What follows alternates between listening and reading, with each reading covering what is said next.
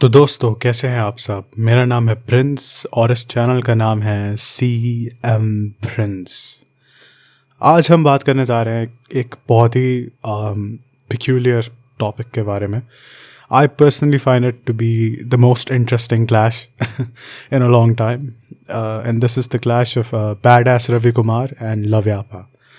दो बहुत ही अलग फिल्में जो कि सेम डे पर आ रही है एंड जिस दिन मैं ये वीडियो पोस्ट कर रहा हूँ मैं उसी दिन रिकॉर्ड कर रहा हूँ which is also the release day for both of these films. मैं चाहता था कि इससे पहले कि मैं इन दोनों फिल्म्स को देखूँ एंड उनके बारे में बात करूँ that I talk about all the hype generated so far. Release day के दिन मैंने सोचा कि बात करते हैं कि अब तक फिल्म ने अपनी रिलीज़ तक क्या स्टेप्स लिए, क्या क्या चीज़ें सही रही दोनों फिल्म्स के लिए एंड ऑल दैट। तो अगर मैं बात करूँ पहले लव्यापा की तो it's a bit of an interesting thing.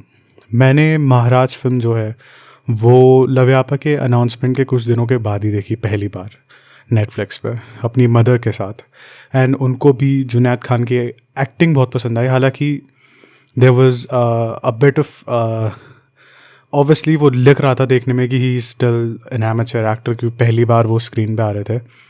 But the film was decent. एक वन टाइम वॉच के हिसाब से was an all right film and it was quite a silent debut to the point जब बिग बॉस पे भी ये आए तो सलमान वॉज सेइंग कि पापा कहते हैं बड़ा नाम करेगा and was your first film and all that. तो कई सारे लोगों ने मिस आउट कर दिया कि एक्चुअली में महाराज था क्या। कई लोग इसे शो भी बताते हैं which it is not, it's a film. तो उस टाइम के बाद से अब तक there is a bit of a change in Junaid's look. और मैं ये नहीं कहूँगा कि चेंज जो है लुक में वो पॉजिटिव है या नेगेटिव है। आई थिंक कि द थिंग इज़ लाइक कि उनका जो फेस है it looks different every time I see him and I personally think he is quite a likeable guy. मुझे नहीं पता उनकी पीआर में कितनी सच्चाई है कितना झूठ है but I personally thought that he is an all right person. जहाँ तक बात है दूसरे एक्टर की विच इज़ खुशी Kapoor in this film, obviously उनका भी डेब्यू आज चीज़ से हुआ था जो कि मैंने नहीं देखी आज तक but everybody has this conclusion about the film that was not a good film जबकि उन्होंने देखी भी नहीं है, मैंने भी नहीं देखी है। I don't think I am ever gonna watch it to be honest. Maybe if I am scrapping or for films here and there maybe तब बट पता नहीं।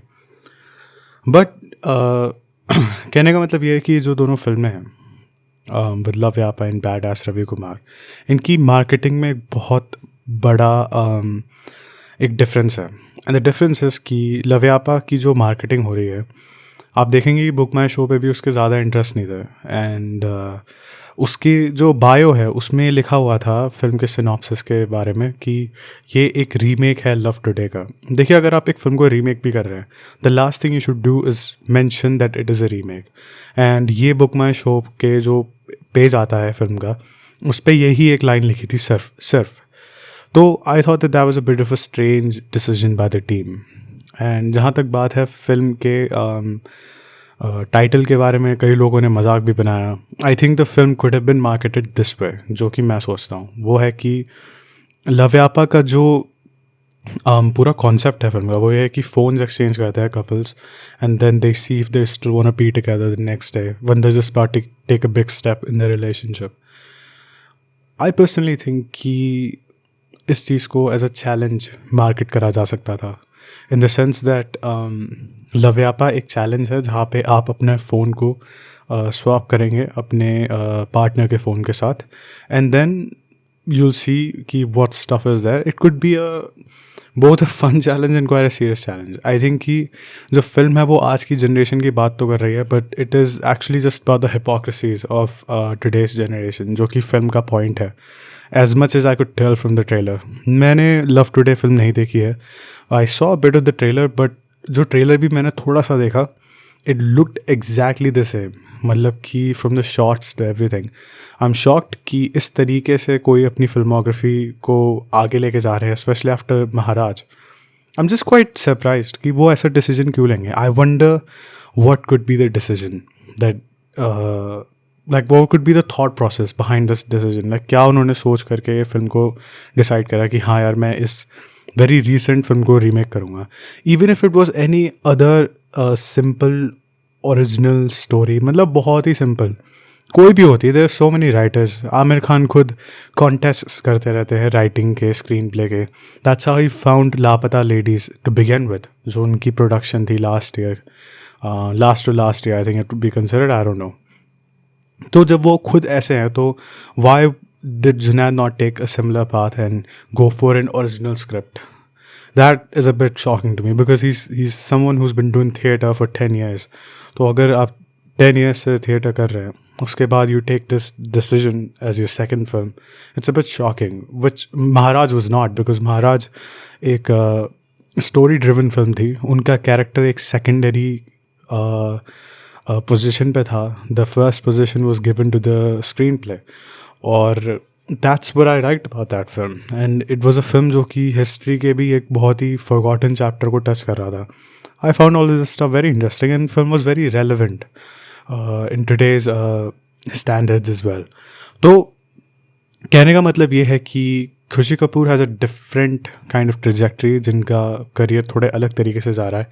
I wonder if SRK thinks कि all the films that Khushi is getting, perhaps Suhana should have been getting. And what I mean by that is कि now Khushi will be remembered, if not for anything, but for the fact कि उन्होंने debut Aamir Khan के सन के साथ करा theatrical release में, and she was in an ensemble cast in her first film.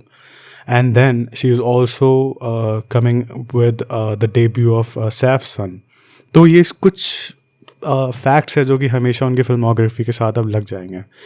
But I also think that Shah Rukh Khan is quite shrewd, so he would be going for a different approach कि अब सुहाना को जो first theatrical launch है वो सीधा ही मतलब 500-600 करोड़ रुपए से ऊपर का करना है कुछ भी करके, so that when she comes in she is remembered as instantly, like ये भाई बहुत बड़े लेवल की एक्ट्रेस है. इवन इन थिएट्रिकल रिलीज इसने कोई 20-30 करोड़ रुपए की फिल्म नहीं दी है. Her first film, which also will actually the pull will be from Shah Rukh Khan, has this much of a collection. तो खैर ये सब बातें अलग है. Now to talk about Badass Ravi Kumar a little bit. I think the film was initially announced in 2022. उस time पे लोग बहुत ही ट्रोल कर रहे थे फिल्म को, but one thing was true कि फिल्म के teaser whatever you call it announcement को बहुत ज़्यादा व्यूज़ आए थे. I think 35 something million, I don't even know. And जो सॉन्ग आया था उसको भी बहुत सारे व्यूज़ आए थे. Seeing all of this, I don't know what made Himesh Reshammiya sir take this decision, but उन्होंने क्या करा कि he took a very self-aware decision.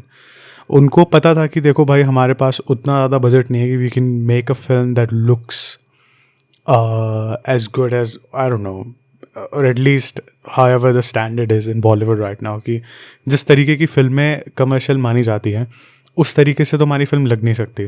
So let's take this new approach कि हम we will do it as a tribute to the 80s films. जो VFX है वो 80s style का है, जो लुक है फिल्म का वो 80s स्टाइल का है, जो एक्शन है फिल्म का वो 80s स्टाइल का है. What they have done is called it a Himesh Reshammiya retro musical, I think something like that. So it's very interesting जो approach उन्होंने ली, and I think it was a brilliant marketing decision because it shows one thing, that they are self-aware. Self-awareness बहुत ज़रूरी है जब आप film बनाते हैं, because अगर आप सेल्फ अवेयर है तभी आप एक ऐसा प्रोडक्ट बना सकते हैं जो कि लोगों को एक्चुअली में भाएगा. When you know exactly what you are making, वो एक कन्विक्शन दिखाता है एक लेवल तक का. तो आई थिंक वो एक बहुत बड़ा प्लस फैक्टर था बैडास रवि कुमार के लिए. प्लस वी ऑल नो कि Himesh is known for his music. उन्होंने कई सारे गाने बनाए. I think there was a point in time जब उन्होंने 32 हिट्स एक साल में दिए थे. I think that's a fact that's always said everywhere. So think about that.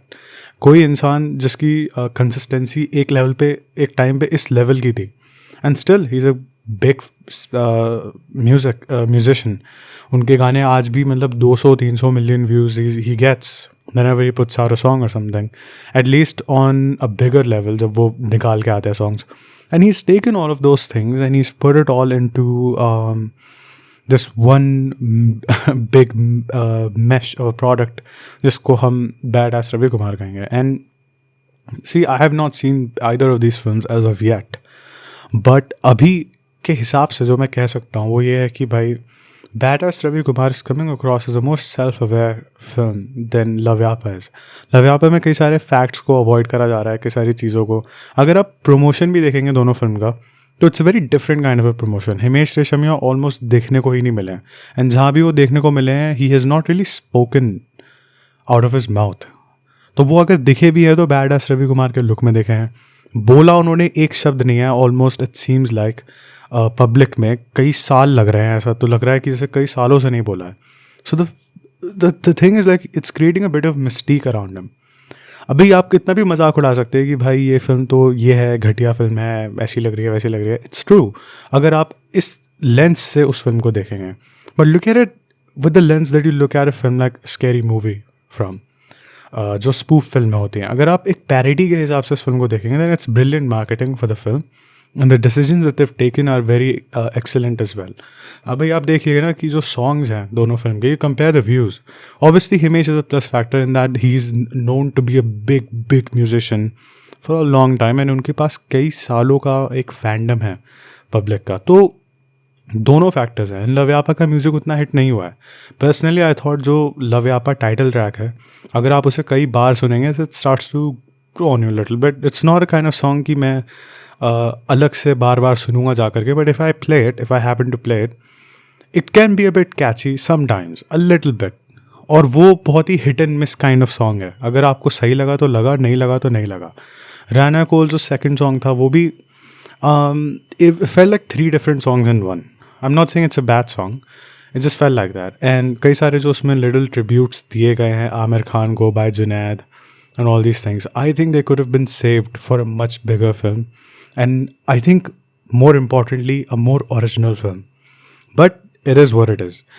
And obviously, जो एल्बम है Badass रवि कुमार की, it's unmatchable. उसका तो भाई एकदम अलग ही सीन है।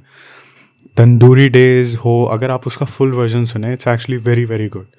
तेरे प्यार में just I think a remix of a song he had put out in 2021। मेरी मदर को वो गाना बहुत पसंद आया अनआयरॉनिकली। And there are so many songs, दिल के ताजमहल में it's a very catchy song. ये सारे जो गाने हैं दे जस्ट फन यार। मतलब you look at the film and you think this is gonna be fun. So I think fun is very important when you're starting the year off, and it's a very light-hearted kind of film. आपको पता है कि hero सबके ऐसी की तैसी कर देगा, so people are more inclined towards that. तो यही था मेरा opinion इन दोनों फिल्मों पे। I think it's an interesting clash, and I think mid-budget जो फिल्में हैं वो बहुत टाइम से नहीं आ रही थी, so I find this quite interesting. And yeah, Badass Ravi Kumar versus Lavyapa.